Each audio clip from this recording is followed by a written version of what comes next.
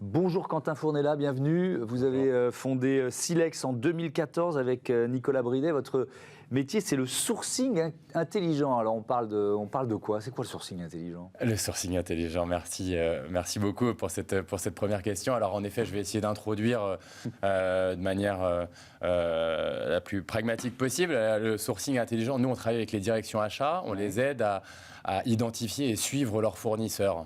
Donc le sourcing, c'est plus particulièrement l'identification, la recherche de fournisseurs pour répondre à ses besoins. Donc voilà, j'ai besoin de réaliser telle prestation, j'ai besoin de réaliser telle construction, j'ai besoin donc de constituer des panels de fournisseurs qui vont pouvoir répondre à mon appel d'offres, à mes besoins. Et alors, que propose Silex dans ce cadre-là, avec notamment un rôle important de l'intelligence artificielle? C'est quoi votre valeur ajoutée? Mais en fait, donc c'est une suite logicielle. Donc on vend des solutions accessibles en ligne. Et donc, ce qui fait notre différence, c'est que on embarque avec ces solutions de la donnée, une plateforme de données, donc qui aide les utilisateurs à prendre la bonne décision. Donc, on fait de l'aide aussi dans le décisionnel, en leur amenant la bonne donnée au bon moment. Vous êtes en quelque sorte des acteurs de la transformation RSE dont on parle tous les jours dans cette émission. Qui sont vos clients aujourd'hui et à quel point vous sentez qu'il y a un mouvement? Alors, nous, c'est les directions achats. Et en effet, depuis 2 ans, on voit le mouvement se renforcer. Alors, voilà, nous, on ne fait pas directement de la RSE, mais de manière indirecte, parce que c'est nos clients qui portent des politiques d'achat responsables qui sont de plus en plus structurées. Et donc, grâce à nos outils, progressivement, on les voit de prendre de plus en plus. Et puis, voilà, se professionnaliser cette approche autour de l'achat responsable. Vous publiez un guide des achats responsables, on y trouve quoi? On y trouve déjà des témoignages de nos clients. C'était ce qu'on voulait, parce qu'en fait, c'est une partie assez méconnue, ce métier de l'acheteur. Parfois, on ne sait pas forcément qu'il y a des grandes fonctions achats qui achètent pour le compte des entreprises, des organisations. Donc, on voulait mettre leurs efforts en avant. Donc, on a nos grands clients comme la région Bretagne, Paris 2024. Donc, les JO qui vont arriver dans 2 ans, c'est des milliards d'euros qui sont achetés.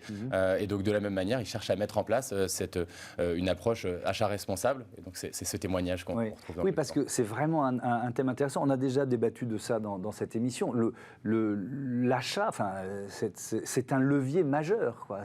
On ne le soupçonne pas forcément, mais c'est un levier majeur de transformation. Absolument, oui, c'est vrai. On a, en fait, si on prend les dépenses d'une entreprise, on a à peu près 50% qui affaire aux dépenses des ressources pour les ressources humaines. Et puis, l'autre moitié, qui sont en fait des achats divers et variés. Et donc, ça montre, si on prend au niveau du pays, toutes les entreprises ou même la fonction publique, ça montre la part d'achat qui pourrait être, sur lesquelles on pourrait avoir des contraintes pour que ce soit le plus responsable possible.